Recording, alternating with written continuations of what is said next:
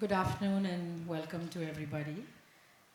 It is our pleasure. Sorry for all the delays and confusion, but as you can imagine, an event of this size needs a lot of patience. So thank you for your patience and apologies for any confusion.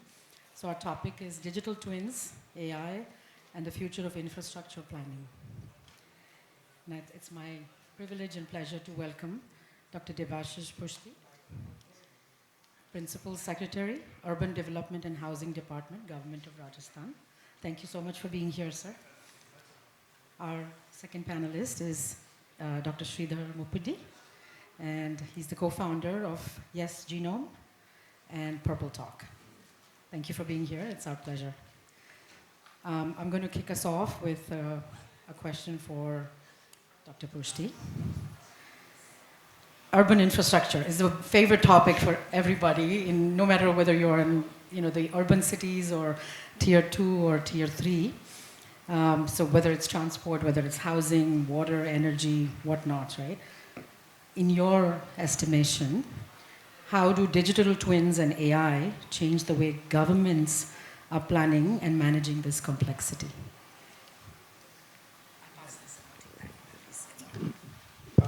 Thank you, Madam Desai, for inviting to this very important topic and the discussion. And I'm also honored with the presence of my co-panelist, Mr. Sridhar. So we are in the midst of a celebration of events dedicated to the theme of AI, artificial intelligence, and coming from urban development space, I think it's very important to now understand the applications of artificial intelligence and how we can sort of use them for inclusive urban planning. So when you talk about inclusive urban planning, I think we're talking about Rajasthan, and Rajasthan is the largest state of India, is the 7th largest economy of the country. And we have very recently launched the 2047 action plan. We call it the Viksit Rajasthan action plan, wherein there is a very clear emphasis on urban infrastructure and how the planning, how the KPIs can be sort of achieved. And I would advise that all of you should read that vision document 2047. That would give a fair understanding about what exactly we want, because it's very easy to sort of say that we have 309 municipalities, urban localities, which cater to 25% of the state's population. And then when we sort of mobilize resources to develop infrastructure, be it ROBs, flyovers, be it even the planned schemes, be it housing for the poor or the economically weaker sections. So how can we sort of ensure that keyword, inclusive planning? It's not that we build only sort of luxury apartments. As the chairperson of the Rajasthan Housing Board, I have a very direct responsibility to address the needs of the poorer sections. So do I have a database which sort of talk about the needs and aspirations of the housing for all sectors? Do we sort of prioritize that database to ensure that how do I optimize my resources when I allocate certain resources for the EWS, for the LIG, for the HIG category? If I have those database, those layers available in my system, how can I ensure that future resources will be available to address the gaps which are already existing? So to cut the story short, I must say that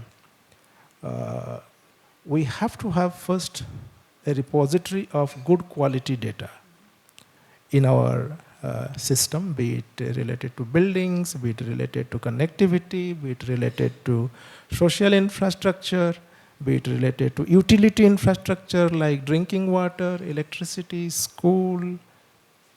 So that's the fundamental. And that's in 2D, two-dimension.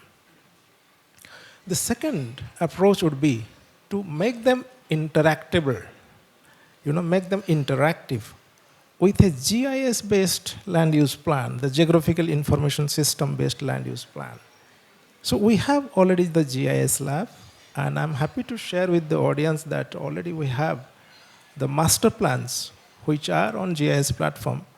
Out of 309 urban local bodies, we have almost 43% which are GIS compliant.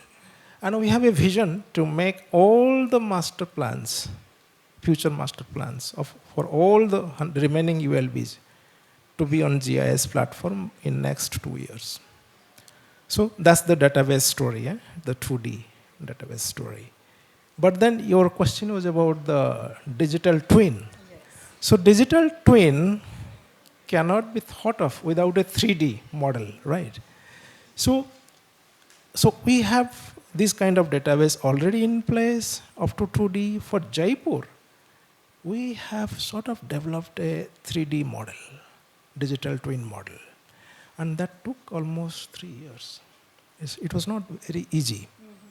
So if you would ask me in terms of quantum of resources, we spent more than 200 crore rupees for that project, 200 CR over the last 2 or 3 years with 150 IT resources who sort of collected the spatial data and also the ground truthing and then the field verification. So we used the 2D data for the 3D model that I'm talking about, the digital twin.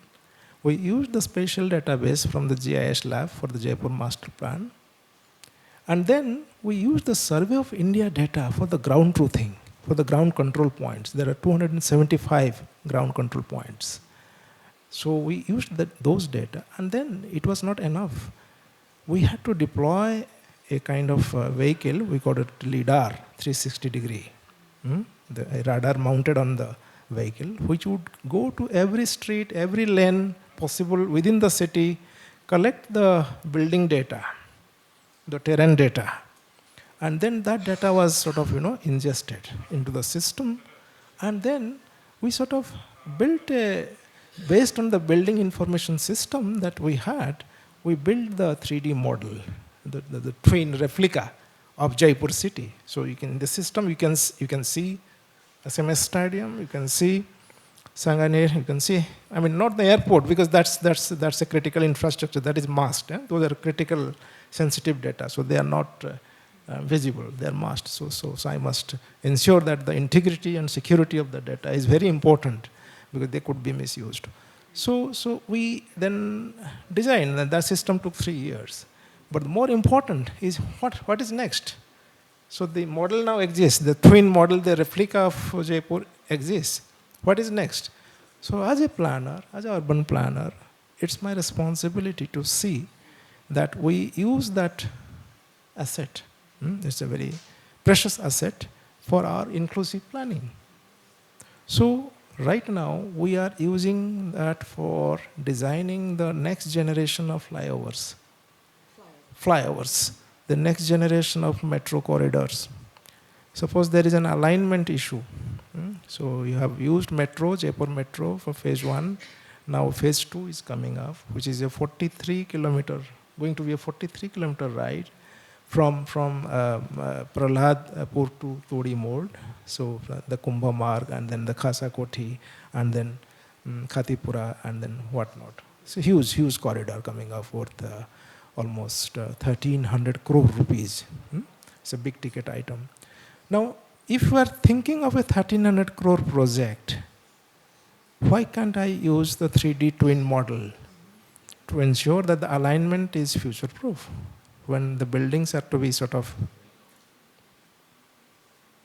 which are obstructive, need to be demolished, can I ensure a minimalistic approach? These are the buildings which have to go. So using the building information system, which is inbuilt within the twin model, and using the corridor, we ensure that the alignment is future-proof. That is first application of 3D model. Everybody is used to the temperature of Jaipur during summer, 46, 47, and now the winter, of course.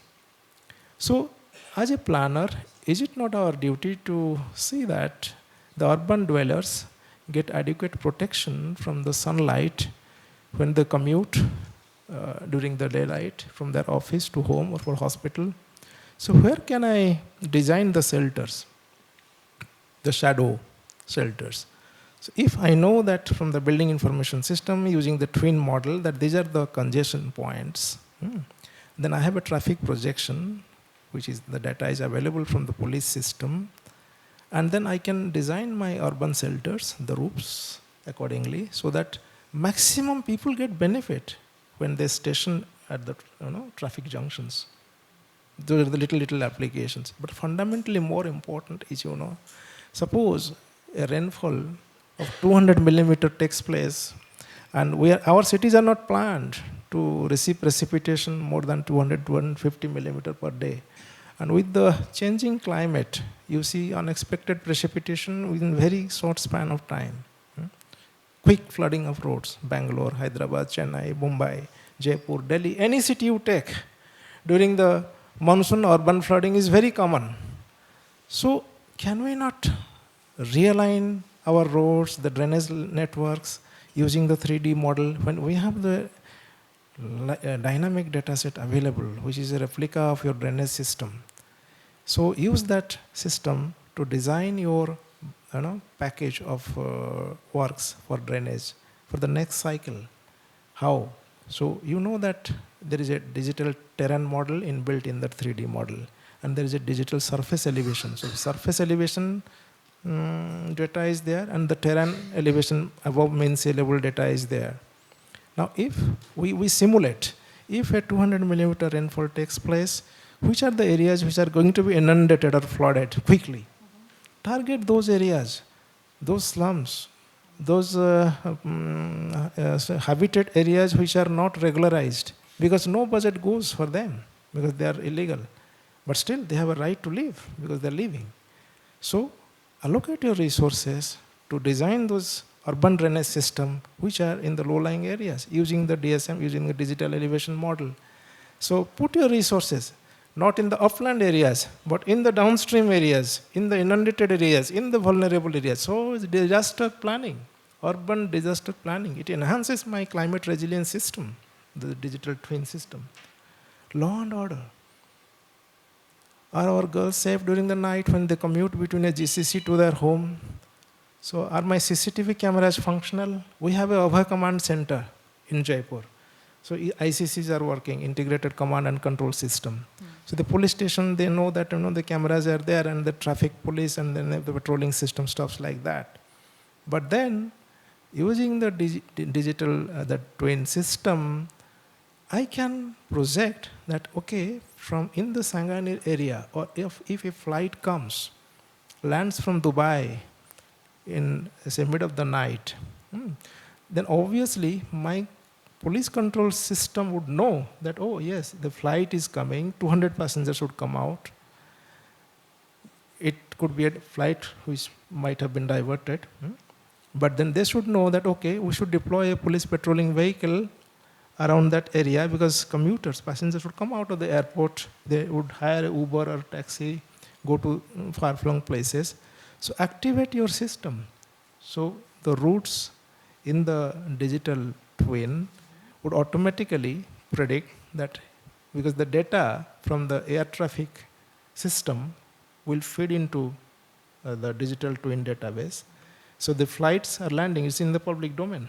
So automatically a signal will go to the Abhay Command Center that a flight is likely to come in the middle of the night. Please deploy your patrolling units in those areas. So crime control, another application. Suppose I'm a builder, I'm a colonizer, I want to build a high-rise building of say 10 story, 20 story, whatever. I want to invest a huge amount of money for that, right? 200 crore, 300 crore, I don't know. But then can I get a no objection certificate from the local municipality to do that? So as a municipality, I should know that by allowing that building, whether it is obstructing the surveillance and security of that area. Because certain cameras which are already installed, the view may get blocked by that building. So I have to pay for the additional cameras which are going to be put up by the police because of this building. The natural wind flow which hitherto is occurring in that area, by upcoming of that building, the wind flow may get blocked and it may get different tunnel which may impact few other localities. Suppose an industry is there. So the smoke is coming out of the industry. A hospital is there. So they may get impacted because of the diversion of the smoke. So the 3D model using the meteorological data would predict that if a certain high rise is allowed, the wind flow will get diverted towards that. It will not impact the hospital. It will not impact the habitation. Suppose a dust storm is taking place. So the hospital cannot be allowed to be succumbed to a dust storm because some asthmatic patients may be there. So these are planning. These are very important elements of planning which we can use using the 3D Can model. we get a round of applause for this incredible vision that your department is looking to undertake? I mean, it's fantastic. Practical governance, right, is obviously a whole different topic, and I know you touched on it briefly. And you're anticipating all kinds of challenges that will come while you're implementing. But Sridhar, I would love to get a contrarian view, if you want to play devil's advocate, and talk about data being the center point, right? Especially when you talk about grassroots level data collection. In the Western world, we say garbage in, garbage out, right? So how reliable do you think the data collection is, and what impact it would have on the practical execution side, no matter how proactive we are? First of all, I'm just Sridhar, not doctor.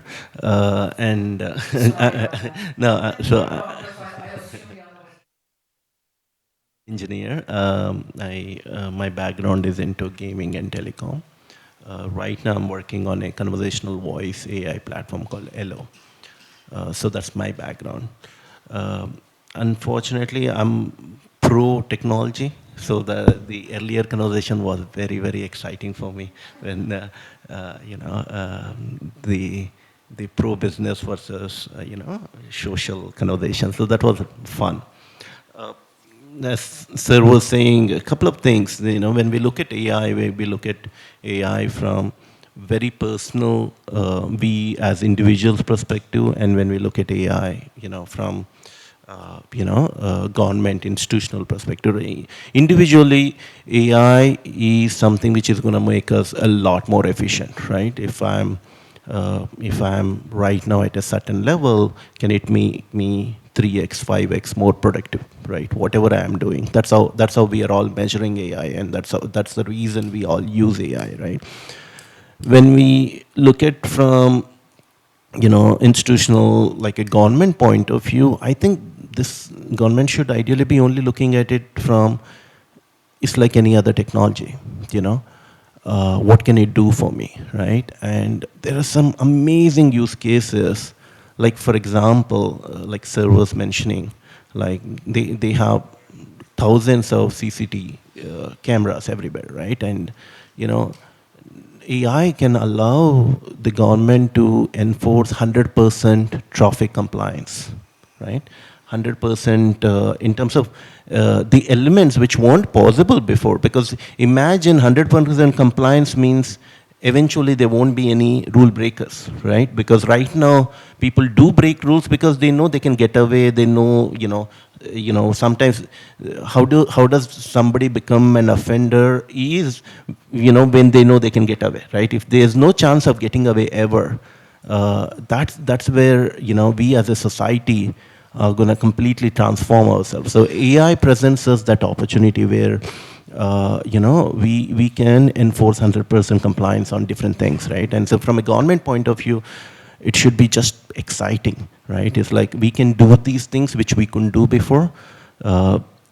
So that's at a high level. What my point of view on technology adoption is, in terms of, again, data usage, unfortunately, I can't give you the opposite view. My point of view is, really, there are a couple of sacrifices need to be made right now if we have like to what, have, for example? as the earlier conversation, if we need to use the data to build better products, we need to have that advantage, because opinion makers are going to be people who own those models, right? And right now, all of those are either owned by China or US. And one owns the open source side, the other owns the large language models, and we are here arguing about ethical aspects of it and others, while the world is moving far ahead. At this point, this is not the time to talk about regulation. This is the time to just focus on building and innovating, and competing. And we'll deal with regulation when we get there. So that's my point of view. And practically, sir, if you could please give him the mic. Thank you. Practically, sir, how fast do you imagine this being executed? What is your timeline, for this to really have some kind of a meaningful shape? No, that's a very good question, because the country is waiting to see how robust is the urban planning. Because we simply construct a railway overbridge and flyover. We should not do it just for the sake of doing that. Is there a social, mind you, the word social, cost-benefit analysis being done for that? So we usually do CBA, cost-benefit analysis. What is the social return out of that project? So the digital twin will address to that additional functionality of social when I talk about inclusive planning. For example, we want to build or create an additional ring road to decongest Jaipur, right? Suppose that is the plan. We have already the ring road. You must have seen when you take a round of the city. But do we have a need for an additional ring road which would connect to Delhi, Mumbai corridor or any other alignment? And if I have to acquire a land parcel to do that, and those persons, those farmers who are going to be displaced because of the land acquisition, even if they are compensated, is it worth it having an additional ring road? So that digital twin will tell me how. For example, we know that X number of traffic is going now in the existing ring road. We have the national plan, which is sort of available in the Ministry of Road Transport website. We know the corridor, we know the DMIC, we know all the alignments. We know the traffic projections. We know that how much the transport sector is going to contribute to the GDP. And there are studies, state-wise, how much Rajasthan is going to be benefited out of that. I refer to a planning document, right? Viksit Rajasthan 2047. So we have the key performance indicators for urban sector, connectivity, transport sector. So please go through that document, which has very clear milestone of 2030, 2037, and then 2047. So right now we are a $200 billion US economy, Rajasthan. We have a vision to be $350 billion economy by the year 2028-29. And to do so, what is the contribution of transport sector? How much vehicles would be sort of plying by that time? So to do that, do I need a ring road? Yes. If so, then if my compensation presently is X amount, if I put a delta to make those displaced families happier, jolly well, please do that. Because ultimately, your economy is going to be, that potential is going to be achieved by 28, 29. So if you are putting little extra money to make the displaced people happier, as a planner, we should do that. But then my digital twin model with different scenario building, we can convince to my political boss that, Honorable Minister, this is what it is going to be. Scenario 1, X number of vehicles. Scenario 2, X plus delta. Scenario 3. So like that. So this is one way to look at, and it is quite doable. Your ask was that how quickly, how faster we can do that. So we have a Government of India project which is called SASKI. If you Google SASKI, you can just find out. It's a scheme for capital expenditure, and the Government of India gives a 50-year interest-free loan to states who would undertake such capital expenditure, and Urban Development Department of Rajasthan has subscribed to that scheme. And one component of that scheme, SASKI, is that if you build up a digital twin model and apply that, you would get certain amount. And we have participated in that. And if we get that support from Government of India, we'll be immediately doing 3 things. First, intelligent traffic management system. As I mentioned, all our traffic signals, they are digitized. 2D data is available. We'll integrate the digital twin data, and then our traffic management will be considerably improved. How? For example, a procession is to be allowed. It could be a strike. We are a democracy. We can't refuse not to assemble. It could be a marriage procession, social procession, and the police has to give a permission which route they would undertake, right? A religious function maybe. Now, what is the prediction of vehicles? Using the digital twin model, it will automatically, using AI, it will give 2-3 scenarios. You can give a route chart to the organizer through point X, Y, Z. It will give a package, quick decision making. So intelligent traffic management system. So less disruption to common man. Traffic would flow, procession would take place, less disruption to the economy and services. So that is the first application. Second, I talked about the metro. So phase 2 metro is coming up. Very soon you'll hear the good news that Honorable Chief Minister would announce when the foundation stone laying ceremony is going to take place, because it's a 1,300 crore project. Now, if we are aligning a metro corridor, can I afford to ignore the land parcel which are adjacent to the metro area, and can I ignore their development? No, it's not a good idea. There could be a commercial hub. There could be some utilitarian value of an open land. There could be some multi-level parking.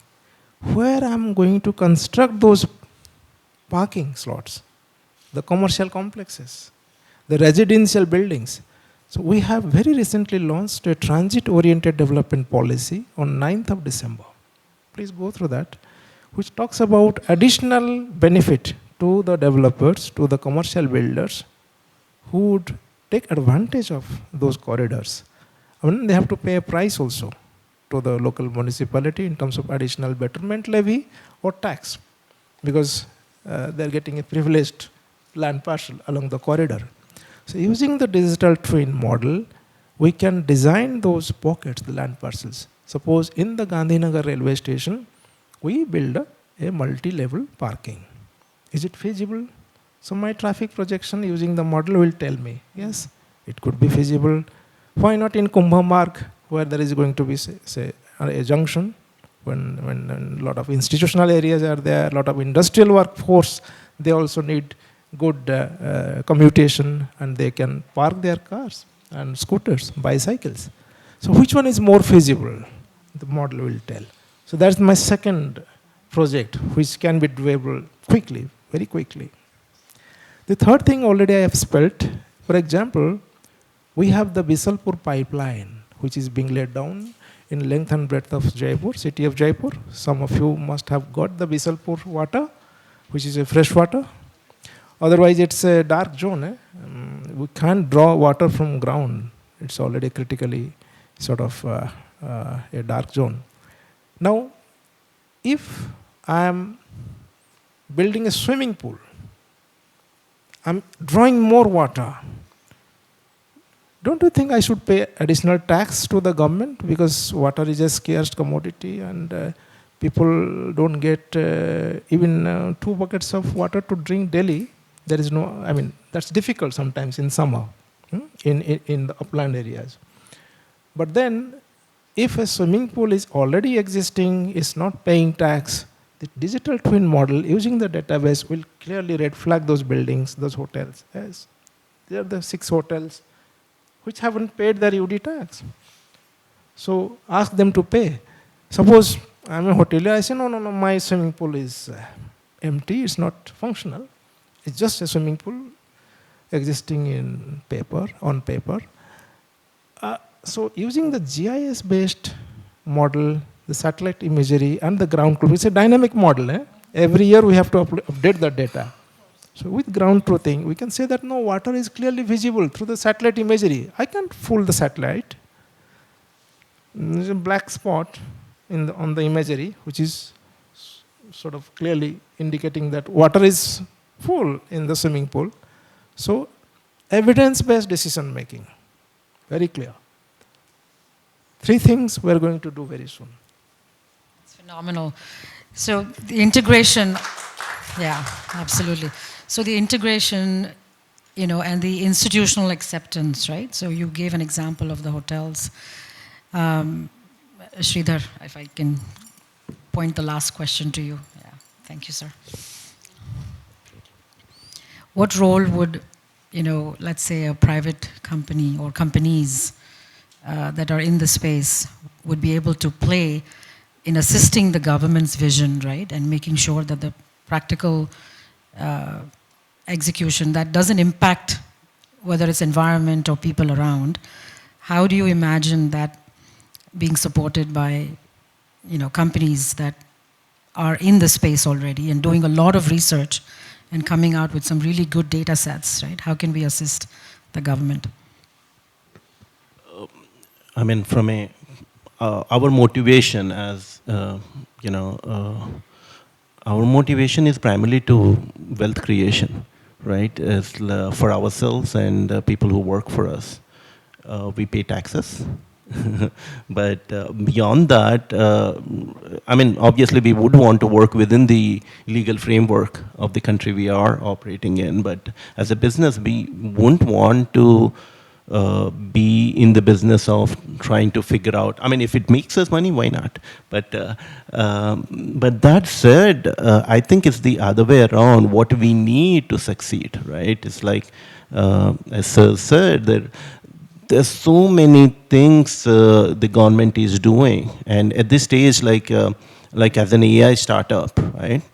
And when you are competing globally, and when you require funds to compete globally, and there's a lot of funds needed, especially the capex needed, the data needed, which most of us cannot afford, right? And that's where actually government can play a big role, where they have access to the data. How can we get access to it so that they have access to capex investments, which they are already doing? How can we get access to some of that compute, right? So from our end, in return, we could provide them solutions, right? Solutions could be something as simple as the interventions Sir was talking about. Can we simulate,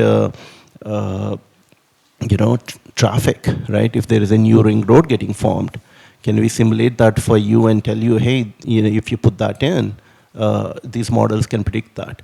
There's so much inefficiency right now everywhere within the government and private sector, like electricity, right? Our grids probably lose like 25-30% of the electricity which gets produced. AI can fix that immediately if we can, use the smart AI-based grid. So there's so many solutions right now available from companies like us, which governments can proactively adopt and make themselves more efficient. And in return, that allows us to grow, right? So I think for us, it's very financial. Let me supplement to what Sridhar talks about the role of private sector. So we think that as I was probably attending the previous session. It says democratizing AI for public good. If you see the subtitle, so it's a public good, and the role of government should be very clear. How to ensure access to public good, AI as a public good. So if you happen to read the recent AI policy of government of Rajasthan, I think it was launched this week only, the AI and ML policy of government of Rajasthan, it very clearly specifies the role of private sector and I-STAT ecosystem, how it can be leveraged.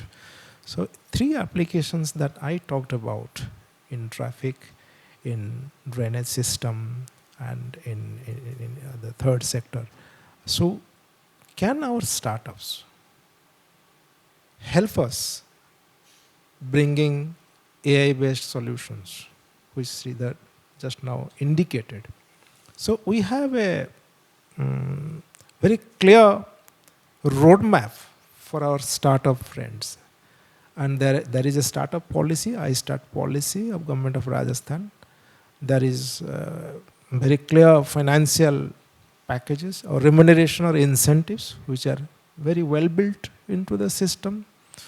So here is a urban planning story that I unfolded before you. And there is a thriving startup ecosystem in the country. Can we do a matchmaking? Marry the two. Yeah. That's why they put you two together. On So I leave that question to the audience to answer. Right, ma'am?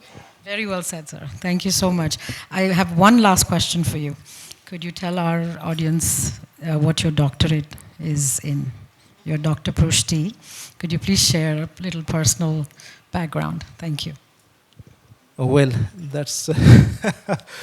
I don't know whether you will find it interesting or relevant, but I thought I should pursue a little bit of academics while taking some break from my mundane routine work, and so I completed my PhD on climate change with a specific focus how the developing countries, citing India as a case study, sort of comply the rule-based environmental governance system, international rule-based system, while addressing the typical concern of a developing country like ours, capacity building, technology, and also finance, access to finance, to implement the climate smart solutions. So that is the overall essence of my study. But this is available in the Taylor and Francis publications. So if you Google, I published the research paper in the Journal of Climate and Development, UK-based journal. So the outcome of the study is available there. So it shows that it is quite possible that we can comply with the Paris rule book, the Paris Agreement on Climate Change, the prescription of that, but then the developed countries will have to come forward to put forth money in the Green Climate Fund to help our projects financed, supported, to be able to undertake those climate smart solutions in a manner that conforms to the Paris rule book. Fantastic. Round of applause for Dr. Prushti, the right man for the right job. There is one question we can take. Can we take? Yes, please. Thank you. Do you need the mic? Yeah, I think all right. It's extremely informative, and all the models that you're utilizing, Rio was using it for the carnival, and now Oman is using it, South Korea is using it. It's very interesting that you're adopting it for Rajasthan. But I was seeking two things, maybe it's just my bias, that preventive physical and mental health for the citizens here, and how AI and your digital models can actually augment that, and I find that missing in all the conversations here, that we are building for capacity, we are building for finance, we are building for money, we are building for India rising, prominence, Viksit Bharat, but I'm not hearing anything about AQI, health, mental. People are going crazy, in this post-COVID age, everybody's stuck to their phones, their kids are committing suicide. How do you actually impact that on the governance level? So thank you, it was extremely informative, but I must ask that question. No, that's very important because you talked about air quality index. So I am also responsible for the NCR regional planning because Alwar and Bharatpur, that part, including Bhiwadi, that fall under the NCR region. We have a NCR regional plan which is being discussed. The NCR planning board is there, being chaired by Honorable Prime Minister, and from Rajasthan, Honorable Chief Minister is a member of the NCR planning board. And very recently, since you asked this question, let me respond that the air quality monitoring chairperson visited Jaipur with sort of very clear, actionable agenda. Okay, what is the vehicular traffic? How much additional road network can government of Rajasthan build to divert the congestion in the NCR region? What are the effluent treatment plants or the solid waste management plants which can be built up to minimize municipal waste, which is polluting the groundwater? Sometimes, the open burning of the municipal waste contributes to the air. So we have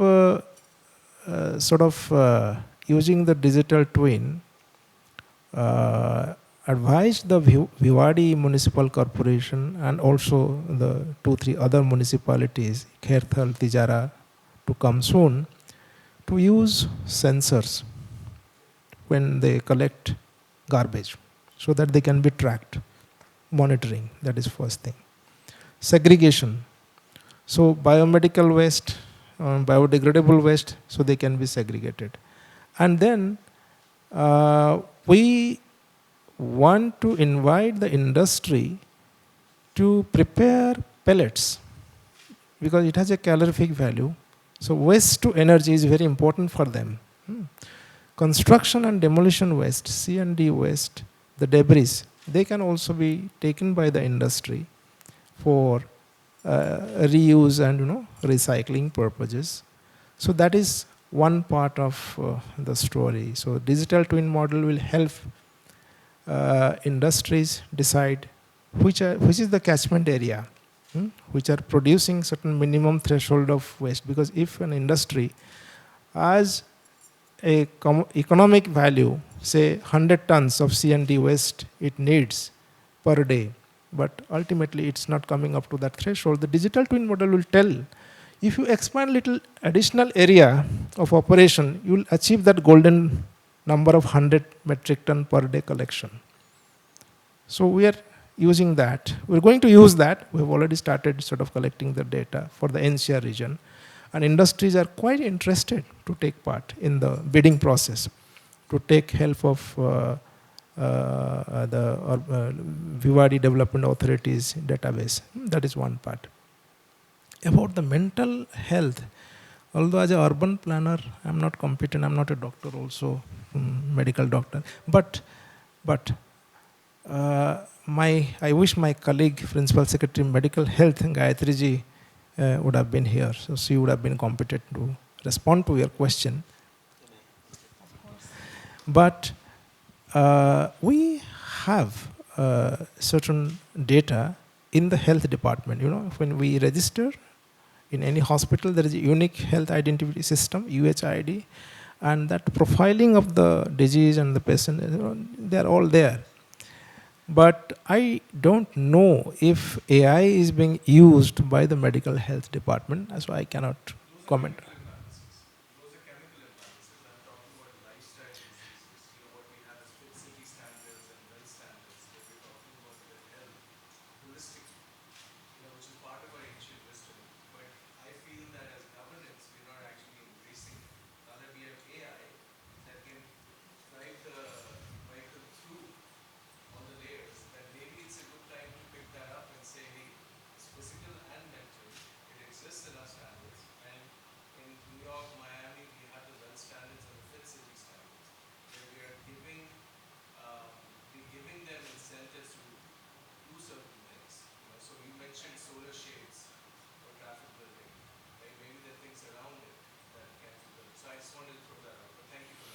Thank you.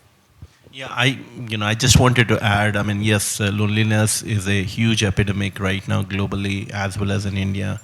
Social media is a part to play in that, but at the end of the day, how much do we want the government in our living room, right? You know, do we want them to control what we do and, you know, what we consume and all that, right? It's already enough, I believe personally. So, yes, government does need to play a role in terms of awareness, because yes, maybe not everybody is as educated to, you know, put the limits they need to put on their kids and all that. But do we want them to regulate us on what to do, right? That's where it's tricky, and you know, once they come in, they're not going to leave. So, so. Thank you for that perspective, Sridhar. Yes, please, sir. Well, in my previous assignment, I was in charge of the Rajasthan government health scheme. So suddenly I was thinking your question, you know, because so we have a very clear database. Which pharmacist is selling how much medicine daily, at what cost? That database is already there in 2 dimensions. And what medicine also, right? What medicine, what salt, what composition. And we know that in a particular district, if certain medicines of certain composition are being consumed, which are little outliers in my database, disproportionate, it raises a suspicion. Okay, it could be a drug which is being misused by a certain community. It could be Hanumangarh, it could be Ganganagar, it could be any district of Rajasthan or any district of India. So immediately, using this AI platform, I would advise the drug inspector to go and check the prescriptions.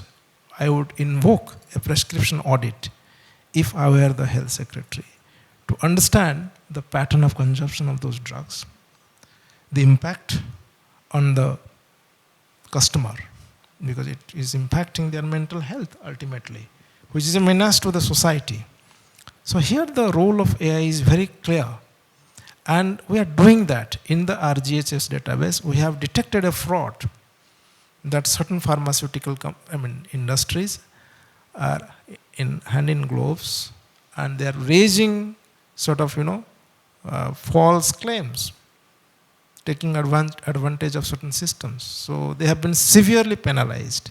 So this we did in my previous chapter.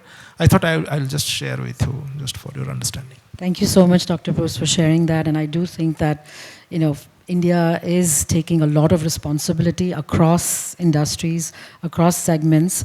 And one of the things that I must compliment you, sir, particularly, and then of course the government, for bringing people of this caliber into these roles so that we can really look at this holistically, right? We're not just approaching it, very singularly or in silos. We're trying to do this holistically, understanding India's cultural needs, India's emotional needs, and India's economic needs.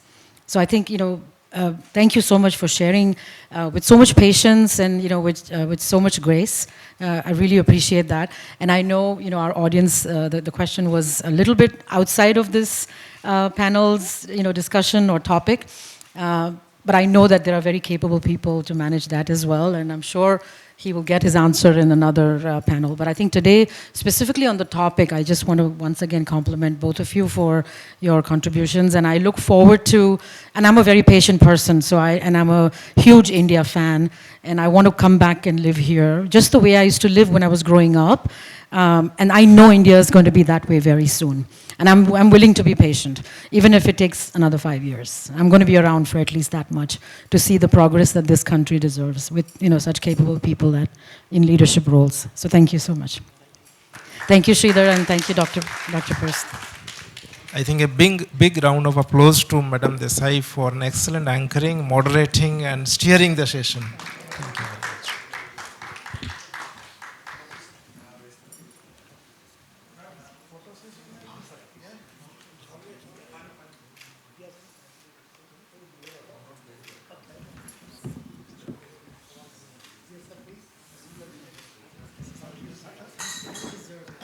Nothing to deserve this.